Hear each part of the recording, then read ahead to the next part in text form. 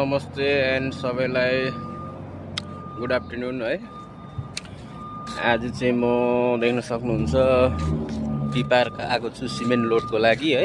Cement load गर्न आएको छु। अन्त यो चाहिँ हो मेरो गाडी 5941 है।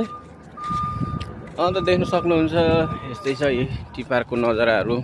देख्नुहोस् है, यो कन्टेनरभित्र चाहिँ के हुन्छ भन्नुहुन्छ भने चाहिँ कन्टेनरभित्र चाहिँ एकदम भर्ती सिमेन्टहरू राखिएको हुन्छ है।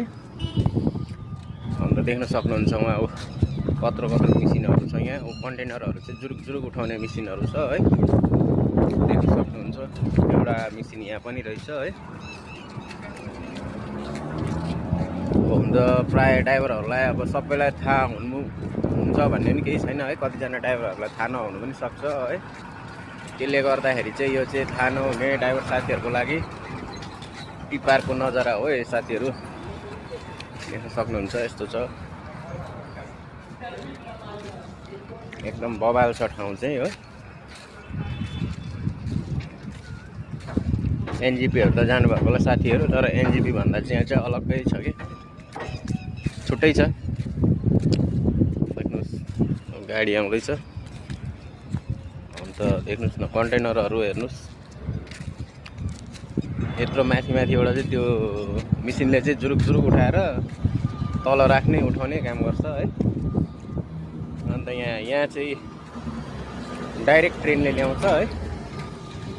यो ट्रेनको लिक देख्न सक्नुहुन्छ यस्तो छ। अन्त यहाँ ड्याममै अब कति बोरा होला प्लिज कमेन्ट गर्नु चाहिँ साथीहरू यो कन्टेनरमा चाहिँ। अन्त हाम्रो सिक्किम लाइनको गाडीहरू चाहिँ देख्न सक्नुहुन्छ है, सायद छ लाइन।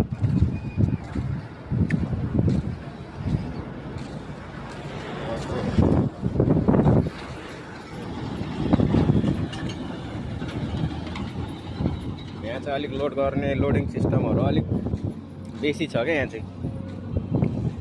पर गेटमा गएर अब गेट पास काट्नु पर्यो। गेट पास काट्नुभन्दा अगाडि लोडिङ स्लिप लिनु पर्यो है।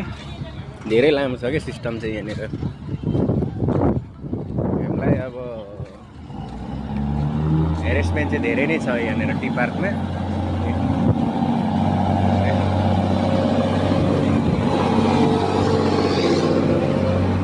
यो चाहिँ काँटा हो।